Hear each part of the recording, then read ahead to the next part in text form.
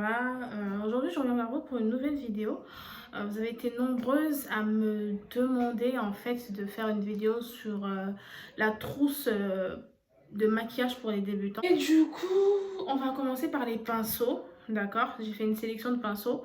Déjà, je vais commencer par les pinceaux de visage, les pinceaux pour le teint et tout. Je vais vous expliquer à quoi sert, pardon, chaque pinceau. Encore une fois, vous n'êtes pas obligé de prendre la même marque de pinceau. Voilà, pour celles qui ont des grands budgets, vous pouvez vous permettre ce que vous voulez. Pour celles qui ont des petits budgets, voilà, moi mon but en fait c'est vraiment pour les personnes qui ont des petits budgets, on n'a pas forcément besoin d'un grand truc pour faire un beau make-up. Voilà, tout se passe dans la créativité et comment dire, dans la manière de faire les choses. Voilà, donc sans plus tarder, je vous ai fait une petite sélection. Donc je vais commencer avec ce pinceau là. Donc c'est un pinceau de chez Chanel. C'est un pinceau pour appliquer de la poudre. Donc voilà, c'est ce type de poudre là, genre la poudre compacte ou libre. C'est pour appliquer les poudres. Donc pour tous les pinceaux avec les brosses comme ça, voilà, vous pouvez l'utiliser pour appliquer votre poudre. C'est tombé. Ensuite, ce pinceau, en gros, c'est un pinceau pour appliquer le fond de teint liquide. Donc, quand vous allez partir peut-être dans les magasins pour faire votre trousse, par exemple, vous aurez les conseillères qui sont là, pour les maquilleuses qui sont dans les rayons. Là. Donc, elles pourront vous proposer d'autres pinceaux. Je sais qu'il y en a un autre qui est plat, qu'on utilise aussi pour appliquer le fond de teint, mais moi je l'aime pas parce que ça fait des traces en fait, ça n'estompe pas bien et puis ça prend du temps aussi, le temps appliquer sur ton visage. Franchement tu perds plus de temps qu'autre chose, alors que ça en fait il est bien, il a une partie un peu oblique, enfin je sais pas si vous voyez ce que je veux dire. J'ai juste à tapoter en fait avec le pinceau, je l'applique un peu partout et ensuite j'utilise le blender pour vraiment imprégner l'excès de fond de teint en fait. Voilà, donc vous utilisez un pinceau comme ça pour bien appliquer le fond de teint. Et si vous voyez que vous en avez mis trop, voilà. Et dans tous les cas, même si vous n'en mettez pas trop, il faut toujours prendre le blender et le passer à... Donc celui-là, c'est de chez NYX et c'est la référence 37. Et donc, comme je vous disais, dès que vous finissez de passer votre fond de teint, vous utilisez le blender. Bon, le blender, le Beauty Blender, c'est une marque, mais bon, tout le monde appelle ça comme ça. Donc, vous utilisez le Beauty Blender, pardon. Après, vous pouvez en trouver partout. À Abidjan, il que c'est versé partout même. Donc, vous pouvez prendre et tapoter sur tout votre visage pour vraiment retirer l'excès de fond de teint. On veut avoir un teint unifié, un teint parfait. On ne veut pas du tout ressembler à un pot de peinture. Voilà. Donc, vous prenez le blender et vous tapotez vraiment sur tout votre visage pour pouvoir vraiment avoir un résultat uni. Voilà. Donc, ça, c'était pour ça. Ensuite, j'ai ce pinceau-là. Donc, le pinceau un peu, comment dirais-je, angulaire. Voilà. Il est comme ça. Vous voyez, il forme un angle un peu bizarre, là, oblique aussi, pareil. Donc, en fait, ce pinceau, on l'utilise pour, vous voyez, pour faire les sourcils, appliquer, en fait, appliquer généralement le gel à sourcils. Celui-là. Ça, après, c'est en fonction de ma teinte. Mais ça encore, je vais pas vous demander de le faire dans le sens où c'est vraiment, il faut avoir la main et il faut avoir... je dirais une certaine expérience. Il y en a qui font leurs sourcils uniquement qu'avec le gel. Certaines le font avec du crayon. Moi, je fais avec les deux. Je fais mon tracé avec un crayon et ensuite, je remplis petit à petit. Derrière, je remplis avec mon crayon et devant, je remplis avec le gel. Voilà. Mais pour ça, ce pinceau-là, vous pouvez l'utiliser pour... lorsque vous avez fini de tracer votre sourcil, en fait, vous utilisez ce pinceau pour appliquer l'anti-cerne. C'est-à-dire l'anti-cerne, c'est ce qui va marquer, en fait, faire la délimitation de vos sourcils. Donc, vous pouvez l'utiliser pour ça, en gros, pour tracer, pour délimiter vos sourcils, si je peux m'exprimer ainsi. Donc, le côté oblique, là, carré, ou enfin, comment dire, l'angle, le côté angulaire, là, en fait, il vous aide lorsque vous tracez à vraiment cibler, vous voyez, je sais pas comment vous dire ça. l'espèce de trou là qui est là. Vous voyez? Ça vous aide vraiment à cibler ça et à vraiment passer le produit dans cet espace-là. Donc, vous voyez là comme ça, voilà. En fait, ça vous aide à bien passer le produit là-dessus comme ça. Et c'est à ça que ça sert et ça vous servira aussi à mettre, voilà, pour celles qui utilisent, qui ont un peu plus d'expérience et qui utilisent les gels à sourcils, bah, à utiliser le gel, à appliquer le gel à sourcils avec ce pinceau. J'espère que je vais pas trop vite. Donc ensuite, j'enchaîne avec les pinceaux. Attendez, si j'ai un dernier pinceau que je voulais vous montrer. Est-ce qu'il est là? Oui. Donc, ça. Après, il n'est pas indispensable de fou, quoi. Mais voilà, si vous avez l'occasion de l'avoir, prenez-le. C'est bien aussi pour la poudre et vraiment pour unifier vraiment tout le temps. Moi, j'aime bien, même si je ne l'utilise pas très souvent. C'est pour ça que je vous ai dit que vous n'êtes pas obligé de l'avoir. Mais il est pas mal aussi pour appliquer une poudre, enfin la poudre sur tout votre visage. Voilà. Donc, on va passer au pinceau pour les yeux. Alors, du coup, moi en fait, ce que je voulais vous montrer dans un premier temps pour les yeux, c'est vraiment la brosse à sourcils en fait. Sauf que moi je ne l'ai pas en pinceau, je l'ai directement derrière mon crayon à sourcils. Donc, ça là, c'est très important. Surtout pour les filles qui ont beaucoup de sourcils, etc. Les sourcils qui s'entremêlent un peu. Voilà, ça peut vous aider. Donc, avant de faire un tracé de sourcils, vous brossez bien vos sourcils avec cette brosse. Et vous verrez que ce sera plus facile de faire votre tracé de sourcils.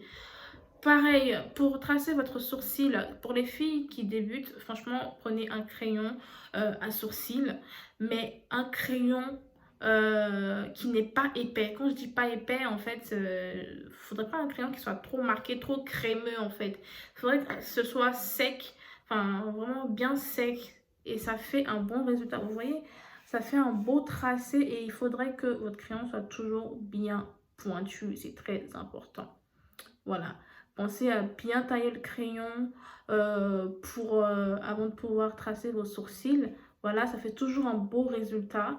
Et ayez la main légère sur le crayon. Même si le crayon il est léger, ayez la main légère dessus. À plus forte raison, si c'est un crayon qui est très très crémeux, ayez vraiment la main légère sur le crayon. Voilà. Donc celui-là, c'est un crayon de chez NYX. Voilà, après j'ai plus est-ce que j'ai la référence? C'est EP09 Black. Voilà, donc il est super bien, franchement. Franchement, il est très très très bien. Depuis le temps que je l'utilise, je suis pas du tout déçue. J'ai essayé tout plein de crayons, mais ça m'allait pas en fait. Et franchement, lui, c'est magnifique. Je kiffe. Donc encore une fois, pour les crayons, en fait, pour faire vos sourcils, il faudrait prendre quelque chose qui va avec votre teint. Alors, faites des tests. Encore une fois, voilà, j'insiste sur le fait que le crayon ne doit pas être crémeux. Il faut que ce soit un crayon vraiment sec. C'est bien pour le tracé des sourcils et il faudrait que votre crayon il soit toujours pointu. Voilà. Ça, c'est bon pour les sourcils. Ensuite, vous avez ce pinceau, donc le pinceau estompeur, très très important pour les filles qui s'intéressent au fard à donc pinceau estompeur, c'est-à-dire que quand vous finissez de tapoter, d'appliquer votre fard à paupières, il vous servira celui-ci à vraiment estomper, appliquer vraiment le fard sur votre paupière. Voilà, après derrière cette vidéo, j'ai une autre vidéo qui arrive avec justement comment je fais mon fard à paupières. Voilà, j'ai un look que j'ai fait qui va arriver après cette vidéo. Voilà. Ensuite, j'ai un crayon plat comme ça. Voilà. Moi, ça, je l'utilise pour juste, voilà, appliquer aussi le fard à paupières. Quand vous le prenez, vous mettez le fard à paupières dessus et vous tapotez sur votre paupière. Voilà, et c'est une fois que vous avez fait ça, bon, après que vous utilisez ça aussi pour estomper. Voilà, toujours est-il que ce pinceau, il est très important. Et avec ce pinceau-là aussi, ce pinceau plat dont je vous parlais, vous pouvez aussi mettre le fard à paupières, pardon, au ras de vos yeux. Voilà, au ras de vos yeux, vous pouvez le faire. C'est bien aussi. En dernier, vous avez un pinceau comme ça. D'accord? Moi, ce pinceau, en fait, je l'utilise pour tout. Enfin, je veux dire, je l'utilise pour appliquer ma poudre, ma banana powder, genre pour... vous savez, c'est la poudre pour le baking, enfin, le contouring. Voilà. Ouf. Je vais vous montrer. Donc, je l'ai renversé dans une autre boîte parce que j'en avais trop. Donc, c'est... Voilà, vous voyez, cette poudre. La banana powder. Donc, j'utilise ce pinceau pour appliquer ma banana powder sur les zones de lumière, donc notamment sous les yeux, sur le front, le menton. Voilà, et des fois ici, mais moi je mets jamais ici. Voilà. Du coup, j'utilise aussi ce pinceau pour appliquer légèrement mon highlighter. Donc l'highlighter, c'est ça. Moi j'ai l'highlighter de chez NYX. Voilà, celui-là. Donc voilà, j'utilise pour appliquer l'highlighter. Même si c'est pas le pinceau de l'highlighter, hein, mais voilà, c'est encore une fois, c'est pour les petits budgets. Avec un pinceau, vous pouvez faire plusieurs choses en même temps. Voilà, donc clairement, et ça donne le même résultat en fait. Voilà, comme je vous ai dit, tout se passe dans la manière, dans la maîtrise de la chose en fait. Voilà. Ensuite, écoutez, je pense que c'est tout pour les pinceaux. Je vous ai montré vraiment la base des bases. Du coup, pour le teint, le fond de teint, voilà, encore une fois, vous prenez un fond de teint qui va avec votre teinte, cela va de soi. Vous devez avoir un anti-cerne, obligatoirement, moi, voilà, c'est obligé. Pour les filles qui ont beaucoup de cernes, faut utiliser un anti-cerne, et même pour vos sourcils, c'est l'anti-cerne pour faire la délimitation. Donc voilà. Ensuite, pour celles qui ont la peau parfaite et qui n'ont pas forcément besoin de fond de teint, il n'y a pas de problème. En fait, vous pouvez juste utiliser un anti-cerne, mettre sur les parties voilà, où il y en a besoin, vous estompez avec un pinceau, après vous utilisez le blender.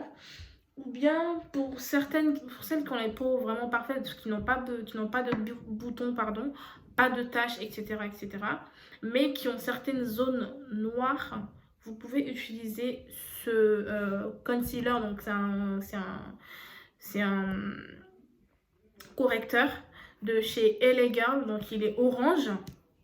Voilà, vous pouvez l'utiliser et vous le mettez en fait sur les zones où c'est noir. Voilà, vous les mettez uniquement sur les zones noires, pas sur tout le visage. Voilà, et vous estompez. Quand vous estompez, ensuite vous passez votre anti-cerne.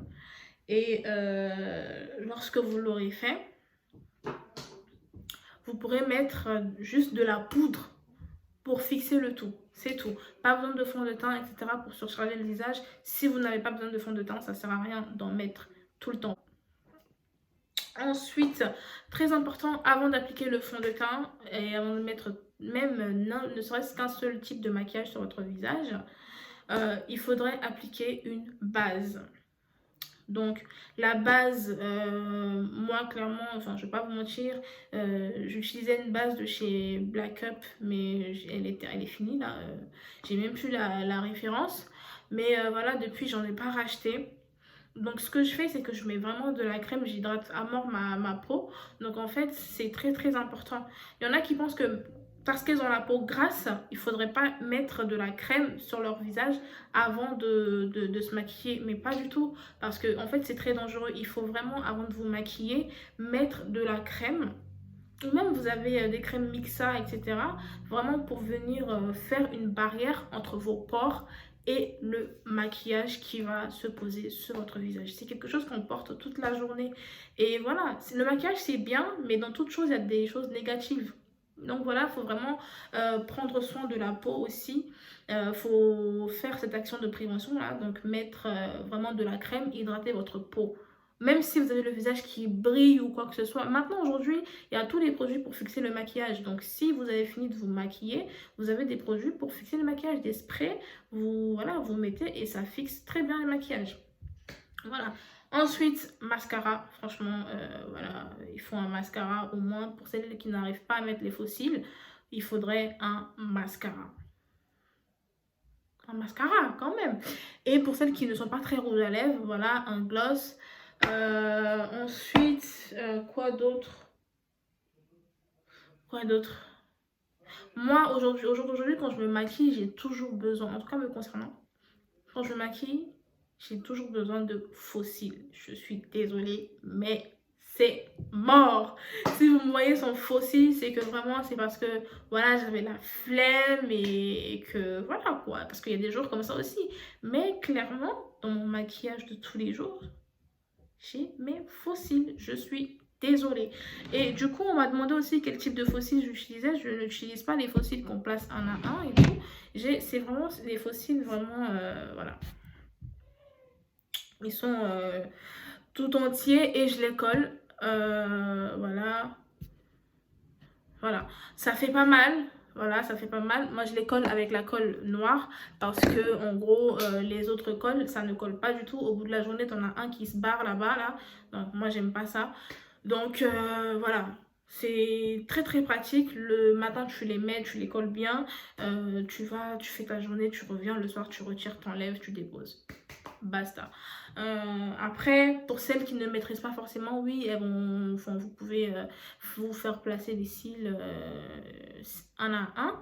Mais voilà, après, dans mes vidéos à venir, je pourrais faire une vidéo où je pose les faux cils. Je pourrais vous montrer comment je le fais. D'ailleurs, la vidéo qui vient, je montre aussi comment je fais les faux cils. Donc, il n'y a pas de souci, vous pourrez voir comment j'applique mes faux cils. Et je pense qu'on a fait le tour. Je pense que c'est tout. Voilà. Je vous ai dit quel pinceau vous devriez avoir absolument. Je vous ai dit quel type de produit vous devriez avoir dans votre trousse. Donc voilà. Donc le fond de teint fluide. Voilà. Après, pour celles qui aiment les fonds de teint compacts, vous pouvez aussi. Voilà, on n'oblige personne à faire quoi que ce soit. Mais moi, je préfère le fond de teint fluide. Ensuite, poudre pour fixer tout le maquillage. Voilà, que je fasse d'autres vidéos sur d'autres sujets, vous pouvez aussi me le dire en commentaire. Et puis voilà, comme d'habitude, je suis ouverte à tout. Je prends toutes les propositions, voilà, toutes celles qui sont bonnes à prendre en tout cas, et toujours dans la mesure du possible. Et voilà, j'espère que cette vidéo vous aura aidé. Et écoutez, je vous dis à bientôt pour une nouvelle vidéo. Et ça arrive très vite, voilà. Comme toujours, prenez soin de vous, prenez soin de vos proches. Et puis, je vous fais de gros bisous. On est ensemble.